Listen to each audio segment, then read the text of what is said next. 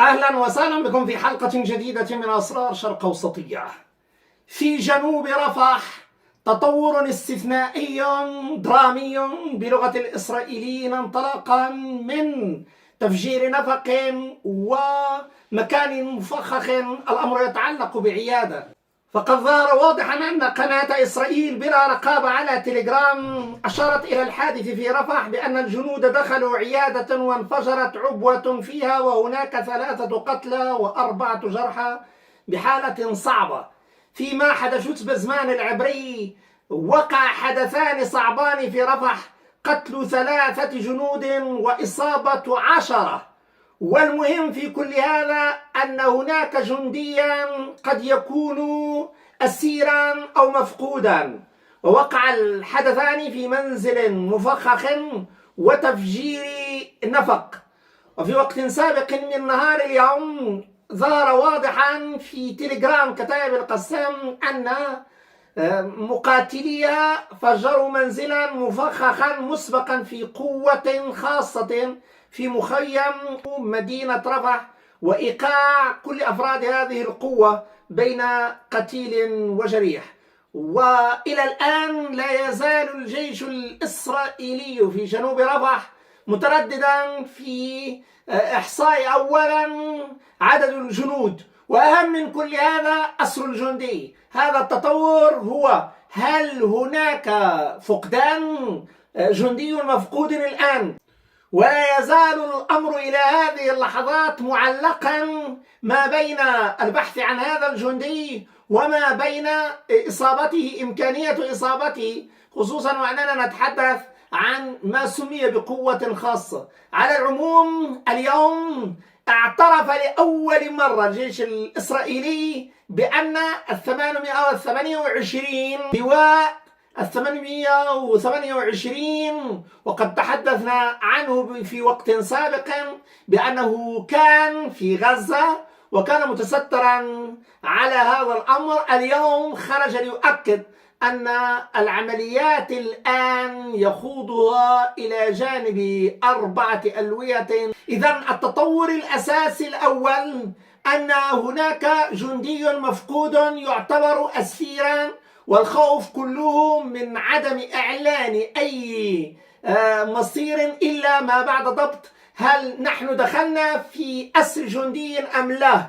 المسألة الثانية أن حماس والكتائب تعملان معا وفي نفس التوقيت، والقصف اليوم بالنسبة للهاون أتى وبشكل واحد. هذا الوضع يزكي أمامنا أولا أن معركة صلاح الدين فيلادلفيا لا تزال جزءا من معركة الفصائل. هذه مسألة أولى. المسألة الثانية أن الفصائل اليوم وأمامنا 10 أنفاق على حد ما قال الجيش الإسرائيلي بخصوص هذا المحور والاشتغال عليه، لكن الفصائل تريد أن تواصل العمليات بعد أن ظهر ما ظهر في التواصل ما بين المصريين والإسرائيليين وتجاوز ما حدث في معبر رفح وخصوصا في محور فيلادلفيا. إذن الأمر هنا أن هناك ترتيب من داخل الفصائل لمواصلة القصف على جيش الاحتلال في منطقة فيلادلفيا. هذه مسألة أولى رئيسة اتضحت لدى الجميع. المسألة الثانية قصف بالهاون 60 عيار 60 ملم في أكثر من جهة في جنوب رفح. كان التركيز على هذا القصف لأن تقدم الآليات مرتفع للغاية. هنا فاجأت جيروزاليم بوست بالقول بأن ما يجري الآن في محور فيلادلفيا ولتقليل ما سمي بالصفر جندي، أي عدم تمكين المصريين أو الفصائل الفلسطينية من الوصول إلى أي من الجنود الإسرائيليين، والمعدل 0 جندي إسرائيلي. لماذا تحديدا؟ لأن هناك الآن 113 آليات إسرائيلية غير مأهولة في محور فيلادلفيا، والأمر يتعلق بتفكيك 12 نفقا إلى الآن. ناقلة الجند هذه بدون جنود بمحرك ديزل بقوة 275 حصانا جددت، وتستخدم مدفعا رشاشا من عيار 12.7 ملم، والدرع مصنوع من سبائك الألمنيوم، ويمكنه تحمل الرصاص من مدفع رشاش عيار 11.7 ملم على مسافة 200 متر. هذه الناقلة المجنزرة اليوم هي بدون غير مأهولة، أي درونية تقريبا إن صح التعبير، هجينة معروفة بزيلدا بالعبرية، هي التي تستخدم الآن من أجل الوصول إلى عدم خرق ما سمي بكامل الخطوط الحمر المصرية عندما قبلت مصر بالآليات دون إنزال لجنود. إذا القبول بالآليات هذا هو الذي قصده تماما العبري. هذا التمرير بالنسبة لجيروزاليم بوست نرى في فقرة من فقرات المقال نفسه أن هناك استخدام من أول أيام 9 من أكتوبر، أولى أيام الحرب، كانت الآن 113 في قلب هذه المعمعة وبدون جندي، أي أنها تتحرك بالريموت كنترول.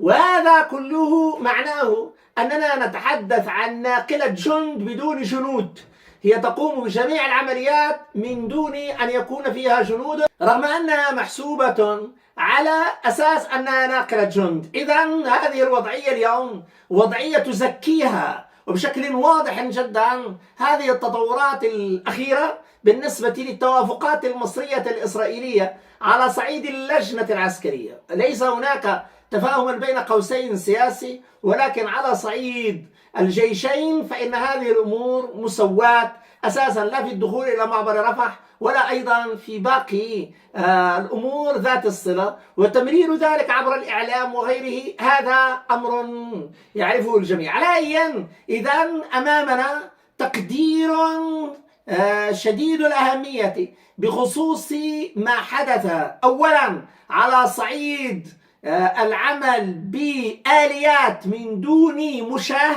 وهذا الذي ذكرناه في لحظة الأزمة. قلنا أن هناك اتفاقا مصريا إسرائيليا بهذا الخصوص، اليوم يكشفه الإسرائيلي، ونؤكد أن حادثة الآن 113 هذه ليست أكثر من تمرير لنفس الاتفاق الذي قلنا به. إذن الأمر هنا شديد الأهمية بخصوص الآليات الدرونية على وجه التحديد، الروبوتات أيضا على صعيد الأنفاق. إذن أمامنا كل هذه التطورات التي يمكن القول معها أن هناك الأنفاق بما فيها الأنفاق التي بقيت على حالها في الجانب الفلسطيني وإغلاقها من الجانب المصري، هذه أيضا يجب تدميرها لسبب بسيط جدا، لأن مثل هذه الأنفاق تحولت إلى أنفاق هجومية أو فتحات أنفاق ملغمة. أيا كان الحال فهذه وضعية شديدة التعقيد بالنسبة للجيش الإسرائيلي، خصوصا بالنسبة لجنوب رفح. فواضح جدا أن هذا الوضع وضع عادي يحاول من خلاله الإسرائيلي تبرير ما يحدث الآن في محور فيلادلفيا. وفي نفس الإطار فإن هناك من يرغب في أن تكون معركة فيلادلفيا أو المنطقة العازلة معركة للمقاومة، وهنا كان واضحا بيان سرايا القدس. من جهة أخرى فإن هناك دفع وبشكل كبير جدا، وأمام الذي يحدث هناك 5 ألوية العمل عليها الآن بشكل واضح وأيضا متقدم. واليوم هناك مواصلة لمواجهات لكن بدون تعزيزات. هذه هي وضعية جبال اليوم، لكن بالنسبة لرفح هناك اعتماد بشكل كامل على رد فعل فلسطيني بعد أن تكشف وضع الرد المصري في معبر رفح. فهنا كان موقف سرايا القدس من جهة، موقف كتائب القسام ولديها كما نشرت CNN ومن ثم BBC موقعا بعيدا عن فيلادلفيا، وهذا الذي تؤكده هذه الخارطة بأن منطقة التي كانت تعمل من خلالها كتائب القسام أبعد بكثير عن محور فيلادلفيا، وأيضا بالنسبة لسرايا القدس. لكن الآن أصبحت المقارنة مقارنة شديدة الأهمية بعد أن لاحظ الجميع أن من الضروري على المقاومة الفلسطينية أن تدخل ضمن أهدافها محور فيلادلفيا. المسألة الأخرى والمهمة للغاية، فإن هذه العمليات التي قصد منها على وجه التحديد الجيش الإسرائيلي الدخول إلى عيادة لتدميرها فدمر، فهذا معناه أنه يقصد تماما جميع المؤسسات الصحية أو التي تقدم للجرحى أي مساعدة، لسبب واحد بسيط جدا، لأن لديه أهداف ضد الأرقام والنسمات الفلسطينية. هذا أمر بارز وواضح. اليوم هناك منع من نقل الجرحى إلى خارج غزة، وهذا تطور استثنائي استدعى موقفا أمميا واضحا بالنسبة لرفض نقل الجرحى، وكان هذا بمثابة أصعب قرار على الإطلاق بالنسبة للمؤسسات الساهرة على تطبيق القانون الدولي وعلى الأمم المتحدة وعلى كل الأجهزة القضائية ذات الاختصاص بالقضاء الدولي. كل هذا رأى أن هناك جريمة أخرى بمنع الجريح من تقديم العلاج إليه ومنعه في منطقة تستولي عليها، ومنع نقله إلى منطقة يمكن الاستشفاء فيها دون أن تقدم أنت المساعدة الأساسية الأولى والوحيدة القبول بنقله فقط. على العموم إذا أمامنا صعوبة كبيرة في هذه القضية. إذا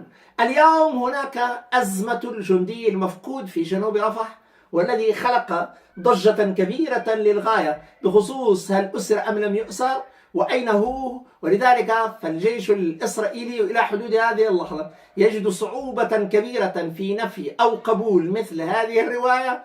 والآن بين الجرحى ليس هناك جندي على الأقل، وضمن القتلى أيضا الثلاثة هناك أزمة حقيقية، لأننا نتحدث اليوم عن إصابة ل17 جنديا. حالات الإصابة على الأقل في 5 حالات خطيرة جدا. على العموم الآن فإن جنوب رفح وأمام هذا الكمين وفي حدثين متوازيين بخصوص تفجير فتحة نفق وأيضا بالنسبة للمفخخ، فإن هذه التطورات جعلت من العمل العسكري اليوم يطرح أسئلة، خصوصا بإضافة أسرى إلى ما يمكن اعتباره أنهم جرحى يمكن أن ينقلوا، وأيضا بالنسبة لمفقودين. وأول إجراء بالنسبة لهذا الجندي المفقود، هل هو لدى فصيل ضمن الفصائل، وهل يمكن متابعة وضع يصل إليه الجنود أم لا، وهي عملية معقدة إلى أبعد حد. شكرا جزيلا وإلى اللقاء.